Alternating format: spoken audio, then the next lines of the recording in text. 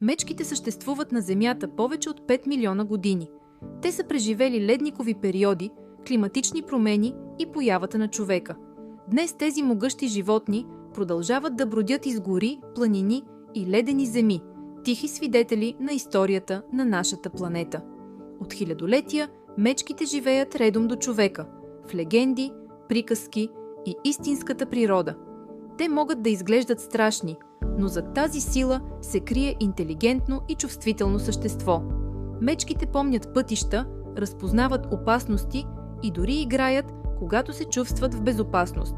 По света съществуват 8 вида мечки. Някои обитават ледените простори на Арктика, други – бамбукови гори или планински райони. В българските планини живее кафявата мечка, символ на дивата природа и едно от най-редките ни богатства. Мечката е всичкоядна. Тя се храни с плодове, корени, мед, риба, а понякога и с месо. Благодарение на невероятното си обоняние може да надуши храна от километри разстояние. Въпреки масивното си тяло, тя е бърза и ловка, способна да тича по-бързо от велосипед. С настъпването на зимата природата се променя. Храната намалява, температурите падат и мечката се подготвя за дълъг сън. В своята бърлога тя прекарва месеци, почти без да се движи. Това не е обикновен сън, а удивителен природен механизъм, който и помага да оцелее. Често мечките са смятани за опасни, но в действителност те избягват хората.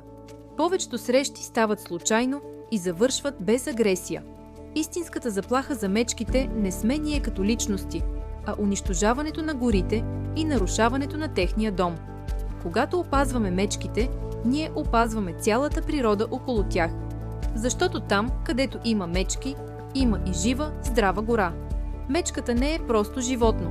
Тя е пазител на равновесието в дивия свят. Силна, тиха и необходима.